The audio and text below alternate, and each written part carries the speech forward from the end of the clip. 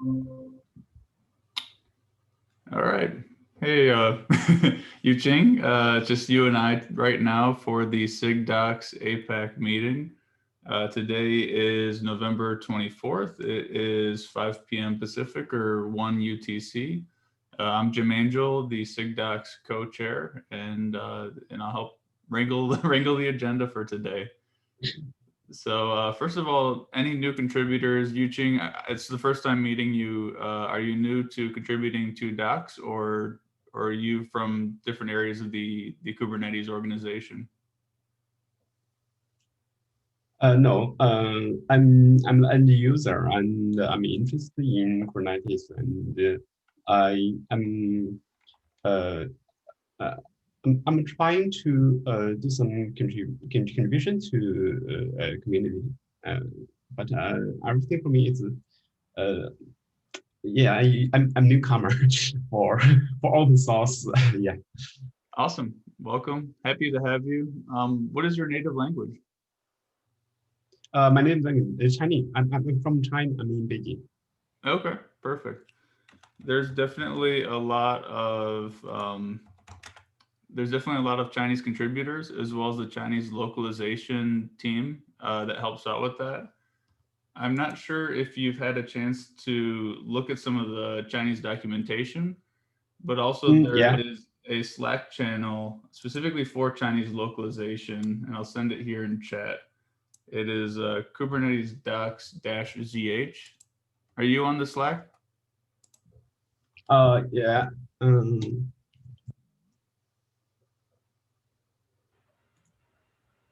yeah. I'm here. Which channel? So in Slack for the Kubernetes Slack, if you go to look at the channels, there's one that is called Kubernetes Docs Z. Oh, I found it. Okay, Okay. I'm there. Thank you. perfect. Yeah, I would recommend joining that group definitely. You'll be able to ask them where you get help, and if it's easier for you to communicate in Chinese as opposed to English, you could talk there as well in your native language. And actually, Chi Ming, who just joined now, is also one of the contributors for the Chinese localization, so he might be able to speak more about that. Okay. Thank you. Yeah, no problem. Welcome. And welcome, Chi Ming and Christopher Metz. Hey, Hello. how's it going? Good, good. Christopher, I don't believe we've met. Are you new to Docs or Kubernetes in general? Yeah, no, first time join. I attended the meeting last week at a KubeCon. Been writing for years, spent a bunch of years at Cisco, then IBM.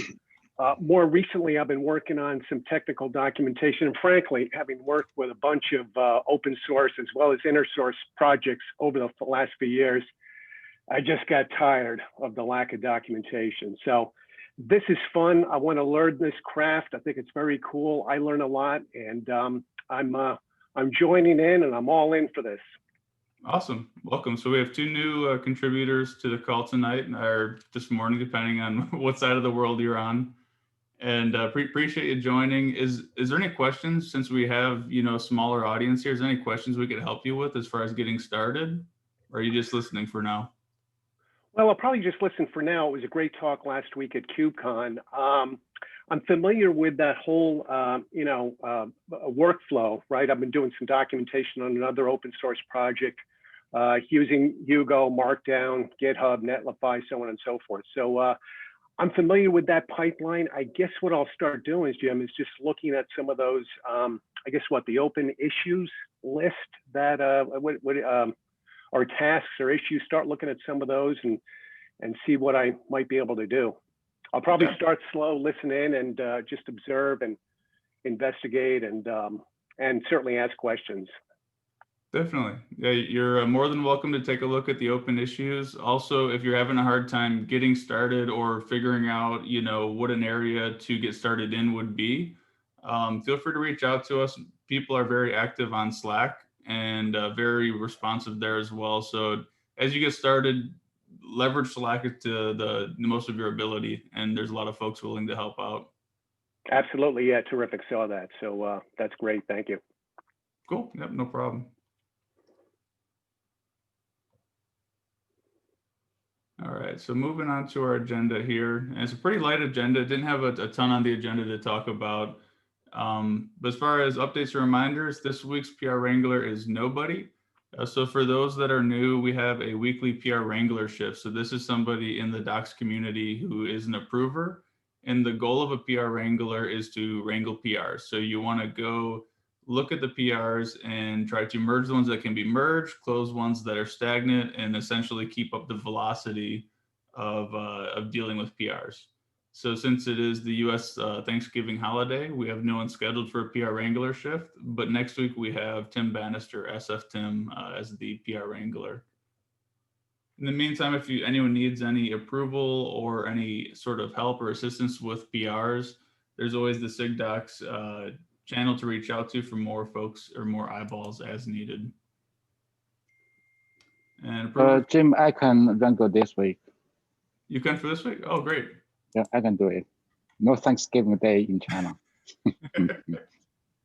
Nice. No, I appreciate that. Thank you. And I'll update the schedule after this call.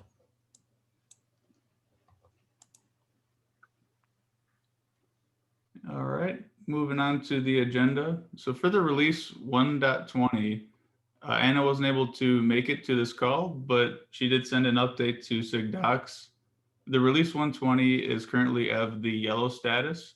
Yesterday was the ready for review deadline for docs going into the release, and there was 3 that missed the deadline, all by the same owner, which now has been extended to a final end of day, Wednesday, 11/25 end of day for those 3 PRs.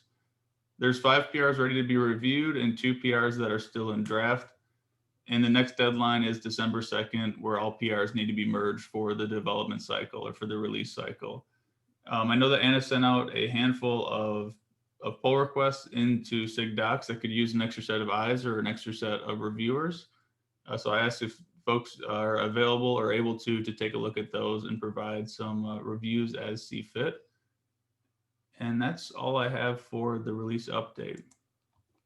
Hey, Jim, are those, do we have pointers to those PRs? Again, I just sort of in the interest of understand how this whole process might work. Are those available somewhere? I guess they would be, huh? Yep. So if you were to go to the SIG Docs channel, the most recent update from Anna would have links to those PRs. And to take a step back and to give a little more context on this, the release itself, as it pertains to SIG Docs, is an incredibly monstrous task that could take an entire hour just talking about. But in short, there is a small subset of docs that works with the release special interest group and makes sure that as new enhancements and new features come into Kubernetes, that they get documented properly and appropriately, as well as any content that is needing to be scaled out, refreshed, updated as part of the release cycle is also in scope for that team. So there's a separate team assisting with the release, but occasionally, like now, they'll lean on SIG Docs for reviews, assistance as we approach deadlines and such. Okay.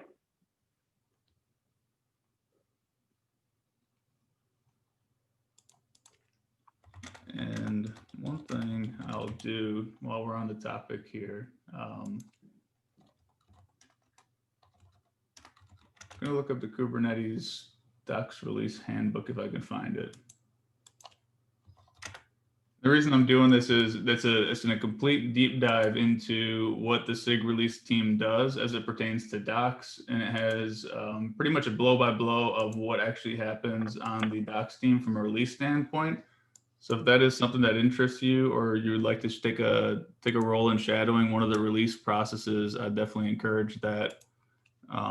It's a great experience. That's how I actually got started contributing to docs, was getting involved in the release cycle. So I just sent a link there for the handbook that has some of the overall processes if you wanted to look more into that. Excellent. Thank you. Yep, no problem.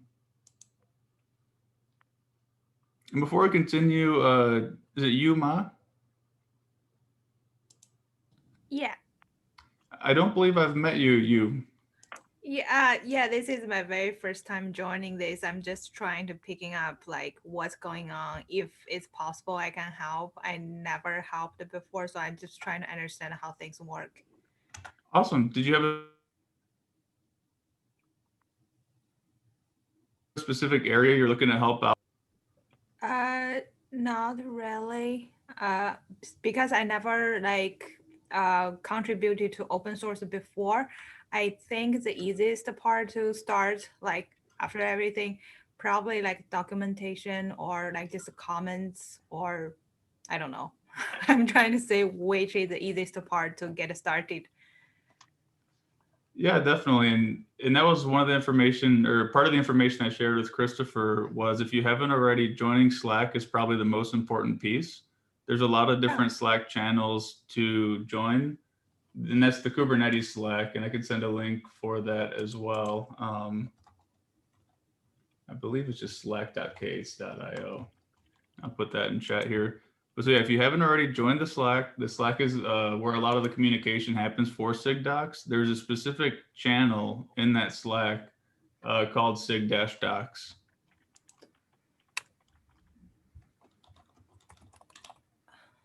And then also, in addition to the main SIG Docs channel, there is different localization channels if there's a specific localization you're interested in contributing to or helping out with.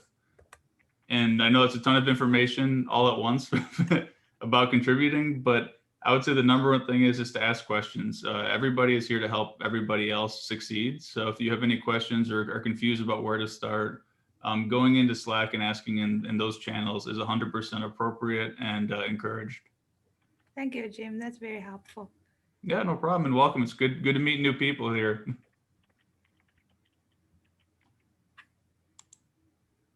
All right, moving on to the blog update. We don't have anyone from the blog team joining. As far as I know, things are slowing down for the holidays, but overall, the health of the blog is healthy. Health of the blog is healthy. It's doing well. And for the new contributors here, as we talk about some of the different, areas of SIG Docs, there's a different area that actually supports and manages the Kubernetes blog. This is their kh.io/blog resource. And what they do is work with the different vendors, case studies, the different overall blogs that you'd see on Kubernetes website, and they focus on reviewing those and releasing them on a schedule. So while it is intertwined, or it's a sub-project of SIG Docs, it is still a separate group of folks that are helping contribute to the blog.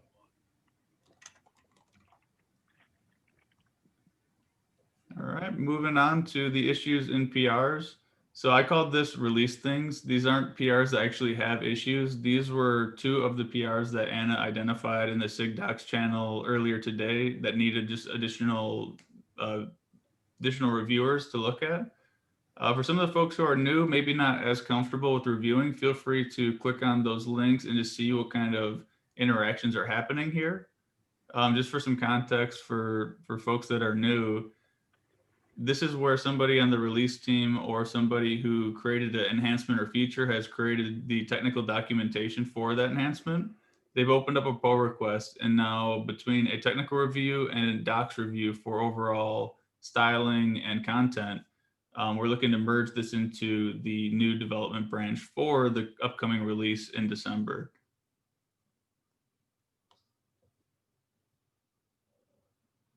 Any other issues or PRs that folks wanted to bring up or talk about?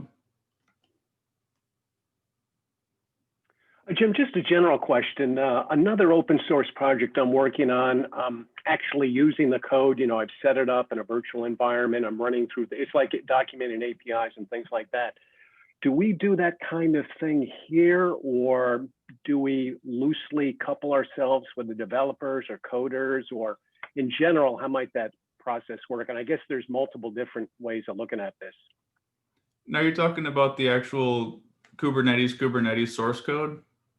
Right, and then documenting that, or working with the source. Let me backtrack for a second. Yes, I'd set up a Kubernetes environment, and say, for example, if I was updating the API documentation, I'd want to set up an environment so I could call those APIs, look at the requests, look at the replies, so on and so forth. Yes, so just making sure I understand the question, is it about what kind of building a testing lab or I guess technical lab you would use to create documentation? Or are we talking about what kind of documentation is in the actual code base? Oh, I guess it's more about what would be the, how would we go about if we wanted to document, say, a new set of APIs? Who provides that information, and or do I take those new APIs, set up a virtual environment somewhere, and then run those APIs myself, and then see what comes back, and then be I think more confidently and knowledgeably document that.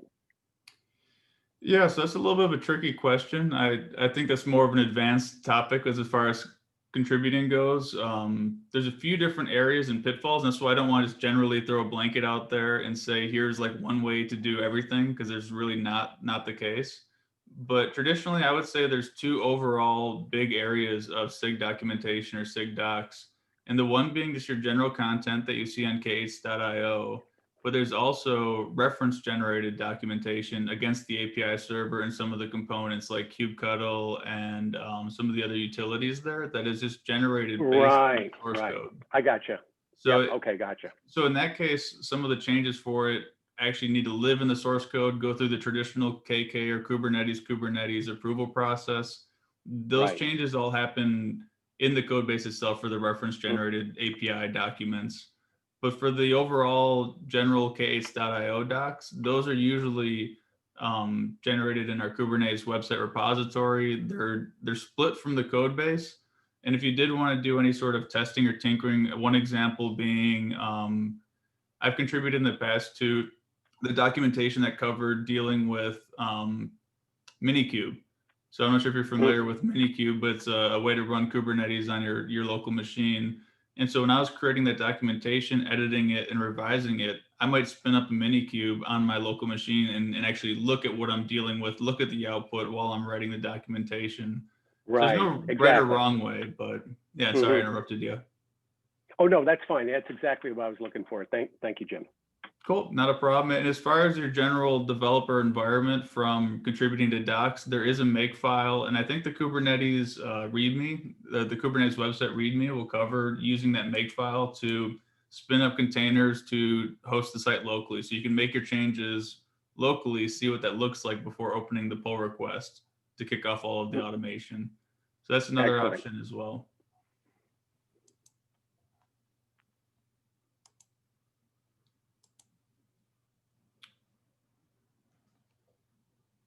Cool. And so I have one. Yeah, Jim, speaking of PRs, which may need some attention from the whole team, maybe I can share the screen. Yeah, absolutely. Let me see. Do I need to give you permission or do you have it? I don't know. Let me try.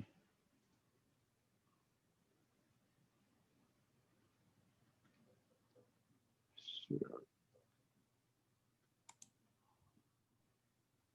Yes. You can see my screen? Yep, I can see it. Okay, let me find this one. This one is from Philip. It's about a new way to generate the API reference.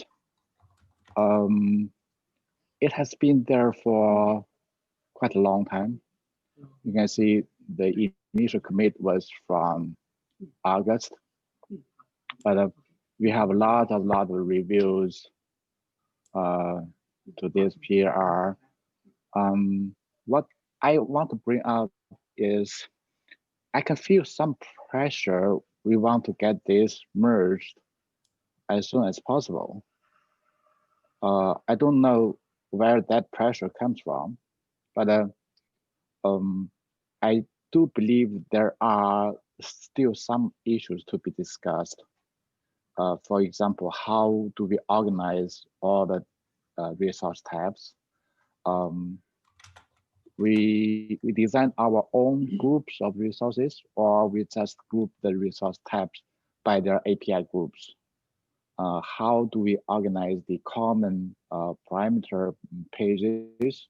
How we can allow the user to navigate through the resource tabs more easily. So things like that needs some more discussion. So I'm trying to raise some attention to the team. maybe we need to be a little bit more patient about this PR. The reason is that we can easily get anything merged in, but if the thing is already there, kick it out would be difficult. Moving it around would be difficult. It involves a lot of redirects, a lot of changes, and some of those changes have to be replicated to each localization team. That would be terrible. So that's something I want to bring out. Yeah, definitely. What is the PR number? Is that 23294? Yes. Okay, let me put a link in the docs here. Okay. So basically, today we have API references for example, 1.19. The problem we see from this API reference is it's a huge page. It's a single page, and the look and feel of the reference is different from the rest of the website. People doesn't like that, and there are some feature gaps. For example, you won't be able to search across documentation using some search engine. So that's something we can improve. So Philip has started an effort so that these documentations are not generated directly into HTML, is generated into Markdown, so that the Markdown, when rendered, will look the same way as the rest of the website. That's a pretty good work, but there are a lot of things to be solved here. It's a huge project, so I would really suggest we move this carefully, slowly, and make sure everything works right. Yeah, that makes sense to me, and I appreciate you bringing this up. As far as the pressure to get this merged, and I don't know all the details on this, so I'll have to check with Zach and see if I'm missing anything here. But I do know that that the individual creating this PR is part of the Google Season of Docs 20 season, and I'm not sure when that actually ends. Yes. Yeah. So let me just take. Maybe that's the source of the pressure. We have to conclude whether this project was a success or not, but we can claim it is a success. Yeah. Then we can iterate on it, right? Right. I completely agree. So I just pulled up some deadlines here, and it looks like the project deadline is around December 3rd through the 10th, which lines up with your expectations, or what we both kind of assumed, that the pressure is probably coming from the Google Season of Docs timeline. But you're absolutely correct, though. There's no reason to force something that's going to break or cause a lot of other challenges just for the sake of that deadline. At the same time, I want to make sure that it has the full attention it needs. So we'll definitely raise this up. Would you mind posting a link to this in the Docs channel chat, and we can definitely boost it? Okay, I will do that later. Okay, perfect. Okay. Another thing I want to mention is about localization. I'm sharing a screen full of Chinese. You won't read this, right?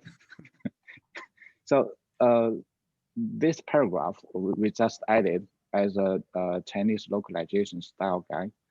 I'm bringing this up because a lot of localization teams may encounter the same situation someday. The reason is that Chinese localization is pretty close to the English main site. We have localized all pages, all existing concept pages or task pages or whatever. And the next step for the whole team would be to track the upstream changes as closely as possible.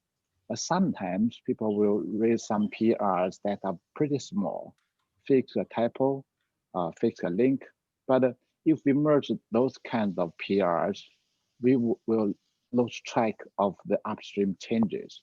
Today, we are checking the changes using timestamps. If the localized page is updated, but that not fully synchronized with the upstream page, that will be a problem. We can never know in the future what happens in the upstream that have not been synchronized to Chinese localization. So we have put up a rule here. Whenever you want to fix even a small change in a page, you have to make sure the whole page is still well synced with the English main site. If this is a good practice, maybe we can apply it, we can suggest this, recommend this to other localization teams. But anyway, different teams have their own rules. For example, I know that the Korean localization team and the Japan team have their styles. I just want to bring this up. You know, I appreciate that. So this is saying essentially, if you're going to create a PR in the Chinese localization branch, that's just a typo fix. Make sure that the entire document is localized and make sure that it's up to date and current. Yes, yes. Or else it will be a partial update. It will make the change tracking very difficult. Yeah, that's interesting. I wonder, you said other localization teams don't have this issue or they do? I don't know. I'm only focusing on the Chinese localization. Maybe we can learn from other localization teams as well. How are they handling this kind of problems? Cool. Yeah, I do know that this specific problem, as far as what to do after you get started, there's a lot of help on the Kubernetes, contributing to Kubernetes guidelines about getting started with a localization. There's not a lot of information out there how to maintain a localization. So like issues like this, for example, definitely come up. I wonder, are you part of or have you attended any of the sub project for localization groups? I know that project, but their weekly meeting is 1 a.m. for me. It's too early. I don't blame you for not joining that one. Nice. Yeah. So what I'm thinking is I can definitely carry this to the next meeting, just raising general awareness on those two issues you brought up. But I think that this might be something where the sub project for localization could help out a whole bunch, making sure that all the localization teams are synchronized. I do know that we have some new folks on the call here. So just for context, really what we're talking about here is there's another sub project, much like there's a sub project for blogs, much like there is a subgroup for the release team. There's a subgroup for localization right now. And it's a temporary subgroup or a working group with the pure focus on standardizing how localization happens and how to maintain it moving forward. So as I was mentioning earlier, there's a lot of great content about getting started. If I said I wanted to localize in a new language that's never existed before, the instructions and patterns needed to do that are very clear and exist today. But what is not clear is how do I build a team? How do I sustain a team localizing those languages? How do I deal with the release cycle as releases come out and maintaining that localization parity between the current site and the localized website? And tracking those changes. So the subgroup set out to fix that problem of communication there. Okay.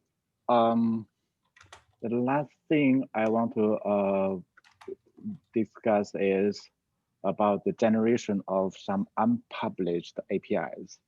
So, you know, we have API references for whatever resource tabs we are using today, say pod, deployment, the daemon site. But there are some data structures not well documented. For example, the Kubernetes config file. Today, in our documentation, there is a link to the Go source code. So that means if you are changing the Kubernetes configuration file, you want to know what are the fields I can customize, what those fields mean. You have to check source code. So that makes no sense. So I have worked out that tool. This is called GenRef. That's proposed here in the Kubernetes SIG Docs. as a PR. This is a reference tool for the team to generate whatever unpublished APIs documentation. If we take a look at the configuration file,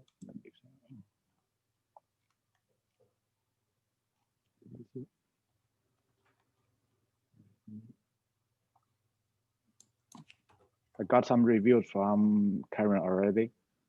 So here is a list. We can generate reference for kubelet config, kube scheduler config, controller manager config, kube proxy, and some other metrics, API server config, webhook admission, and even some kube admin configurations. All these kind of configurations we can generate. We generate them into Markdown. Then we copy the Markdown into the website. The preview is like this. So we will have some references for kubelet config, this v1.1 version. Here, the kubelet configuration, all the fields and some descriptions for them. If there are some references to other structures, for example, kubelet authentication, what's that? Click it, you will get this. Okay, now you know. Here is a nested structure. Webhook authentication, what's that? Here. So everything you need for kubelet config is now documented. We can also generate reference docs for other unpublished APIs as well. So this is a new tool we are working on, and I would appreciate whatever comments, reviews, suggestions for this. So do one of these PRs need to merge before the other? So like we'd have to have the Kubernetes reference component here, PR 176, merge before the secondary PR works? It's a separate tool. Okay. It can work all by itself. I have added a configuration file so that you can customize which version of which component you want to document. Gotcha. And do you know if any of this generated content conflicts or could potentially help that Google season of docs generation of content? Is that in scope for either of those, or are they completely different? It's different. This in this tool, I'm parsing the Go source code because we don't have upstream JSON files to parse to use. No, the API reference is using the swagger.json Open API specification as the source data. But for this kind of reference, we don't have that luxury. No. Gotcha. That makes sense. So the other question that I'd have, and I don't have the answer for this, is it might be worth talking to some of the people in SIG multi-cluster lifecycle. And the reason I say that is I know I've personally came across this exact problem where it was like kubeadm, or no, I think it was kubelet I was trying to configure, didn't have the configuration. I had to go look at the source code or the Go docs to read about it. And when I wrote SIG multi-cluster lifecycle, their general opinion was that they were moving too quick to maintain or keep up with a generated, content doc like this is. I can't imagine there'd be objections to something like this, but making sure that they're on board with the approach, I think, would be appropriate. Yeah, there have been some discussions with SIG multi-cluster. I'll propose some changes to their repo, but got rejected. The reason is that they have their plan to publish their APIs. That would be good. If we have swagger.json to consume, we can use the API reference tool to generate that. But I don't think all components will do that.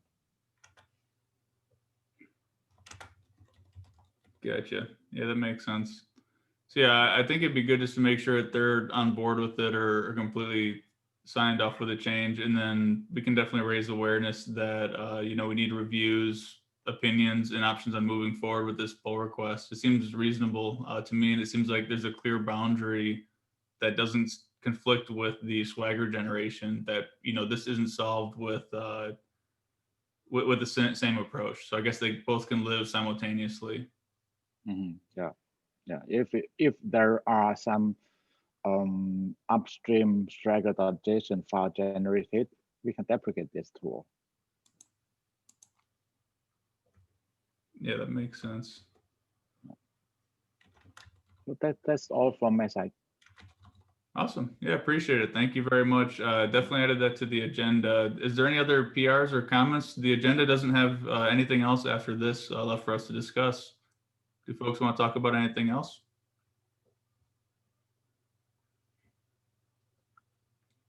Hearing a whole lot of nothing, I will give everybody another 20 minutes back, and I appreciate the new faces and seeing some old faces as well. Thank you. Have a good one. Thanks. Thank you. Take care. Bye.